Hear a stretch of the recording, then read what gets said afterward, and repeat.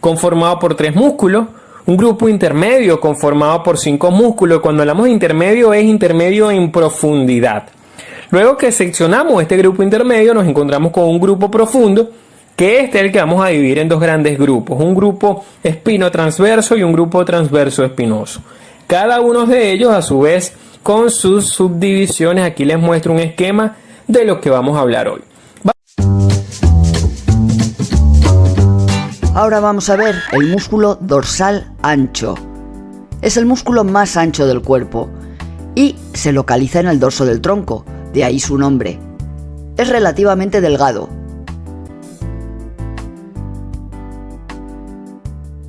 Cubre todos los músculos de la espalda en los 2/3 posterior-inferiores del tronco, excepto el trapecio. Pertenece a la capa superficial de los músculos extrínsecos de la espalda. El dorsal ancho se encuentra debajo del redondo mayor. Ambos músculos están muy relacionados, como veremos luego en su inserción. Este músculo tiene un origen muy amplio.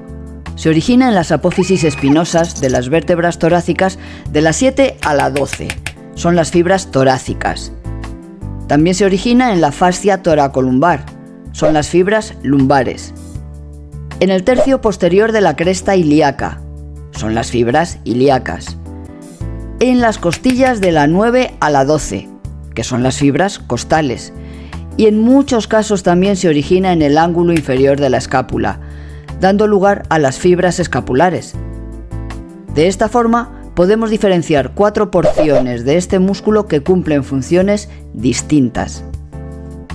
Se inserta aquí, en el borde medial de la corredera bicipital, prácticamente donde se inserta el redondo mayor, pero un poco por encima. Ahora fijaros que para llegar a su inserción, el tendón del dorsal ancho tiene que moverse en espiral alrededor del redondo mayor. Aquí está el redondo mayor. El dorsal ancho se mueve en espiral desde la parte posterior a la parte anterior, con las fibras de origen más inferior terminando en la parte más superior.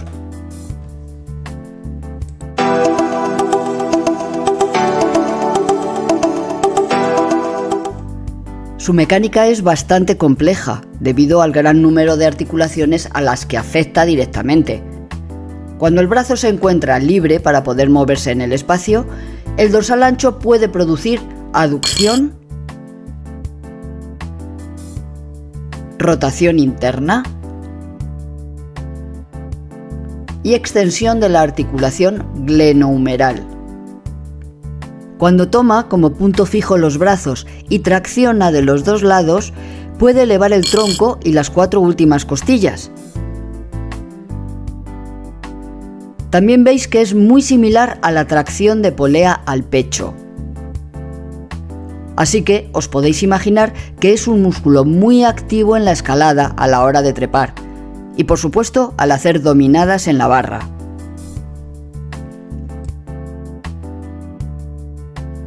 Cuando el húmero sigue siendo el punto fijo, pero la contracción se realiza de un solo lado, produce aducción del tronco e inclinación lateral del tronco, algo muy importante en los escaladores para poder subir el pie homolateral a una presa.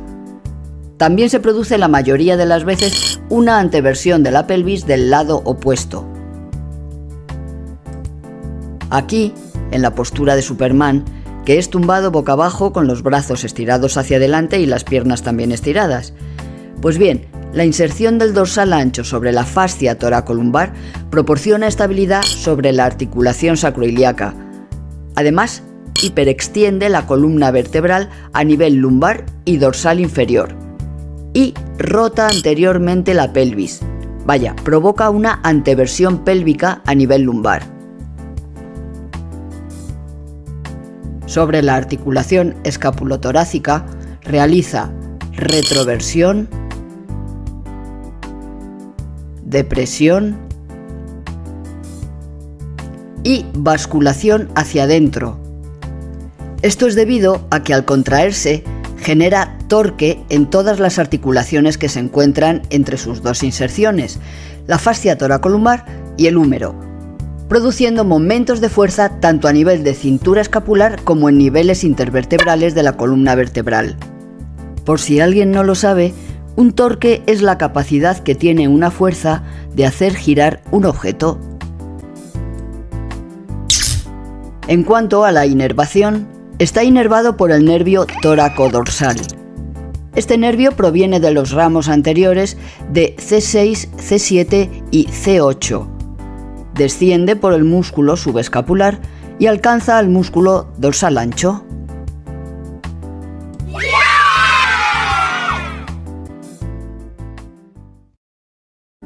El trapecio es un músculo par, ancho, plano y triangular.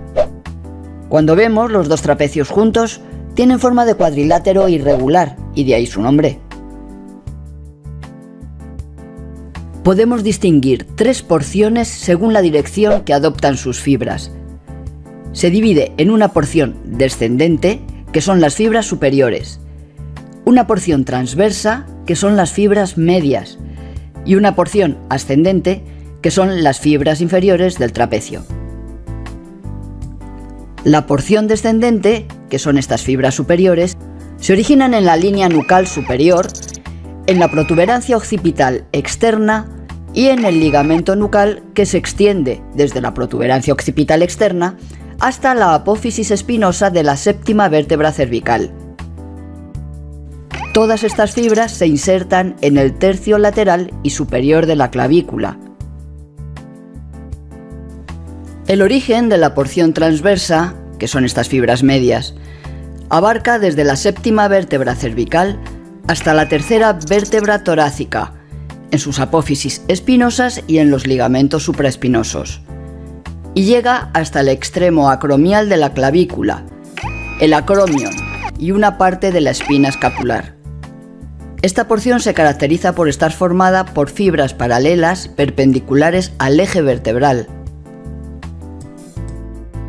Y ya por último, el origen de la porción ascendente, que son estas fibras inferiores, abarca desde la tercera vértebra torácica hasta la duodécima, en apófisis espinosas y los ligamentos supraespinosos, y se insertan en una fascia triangular que se desliza sobre la terminación medial de la espina de la escápula.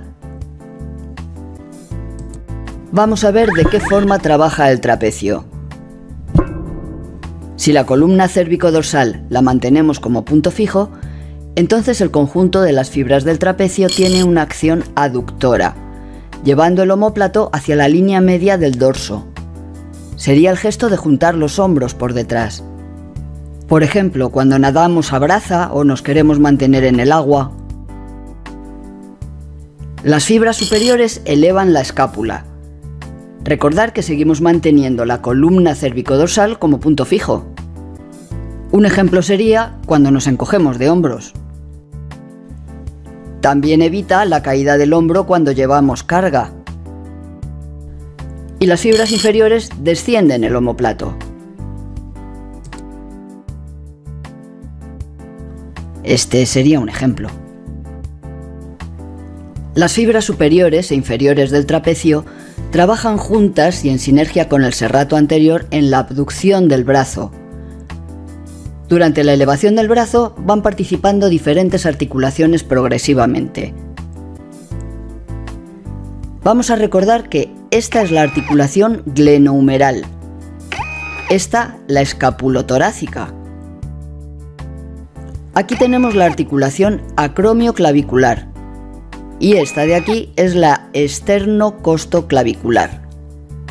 Al principio, la articulación que se moviliza principalmente es la glenohumeral. El húmero es el segmento óseo que más participa en este movimiento y la escápula apenas se mueve.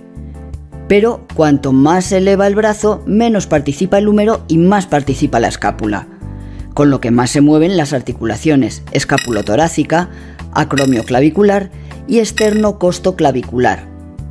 A este movimiento, donde participan las fibras superiores e inferiores del trapecio a la vez, se llama campaneo externo de la escápula. Ahora, si es la cintura escapular la que funciona como punto fijo, Entonces, la contracción unilateral de las fibras superiores del trapecio provocan la extensión, flexión ipsilateral y rotación contralateral de la cabeza y del raquis cervical. Cuando la contracción de las fibras superiores de los trapecios es bilateral, provocan la extensión de la cabeza y del raquis cervical. Ahora veremos su inervación. Es inervado por la rama externa del nervio craneal accesorio, o también llamado nervio espinal accesorio. El nervio accesorio corresponde al 11 par craneal y su función es netamente motora.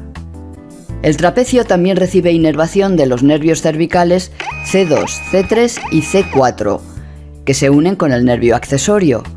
Estos últimos tienen función sensitiva y de propiocepción.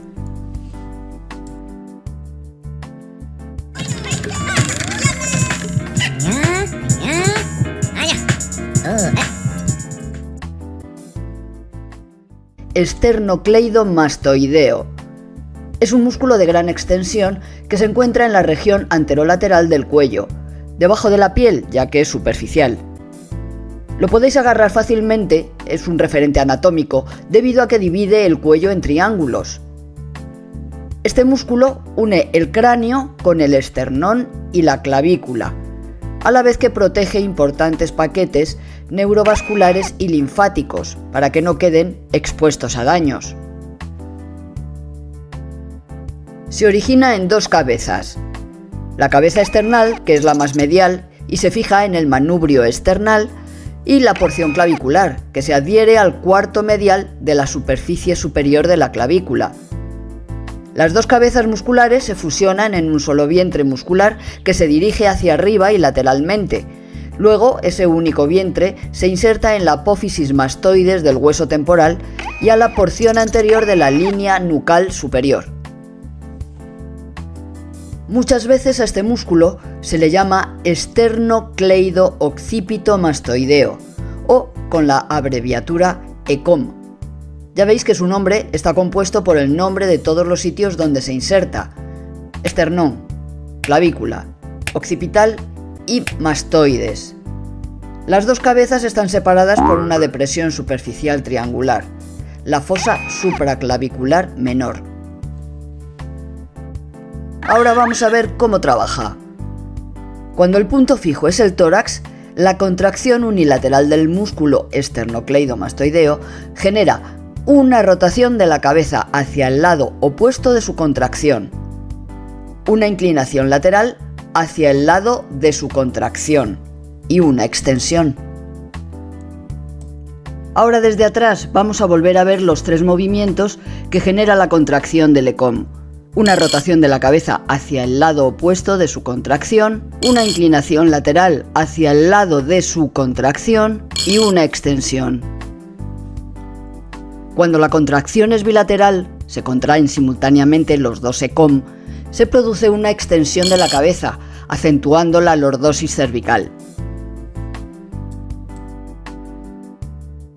Cuando el punto fijo es el cráneo, participa en la inspiración, cuando es forzada, elevando el esternón y las clavículas. Por tanto, también es un músculo inspirador accesorio. Si estudiamos su inervación, vemos que está inervado por la rama externa del nervio accesorio o nervio espinal. El nervio accesorio corresponde al 11 par craneal y su función es netamente motora.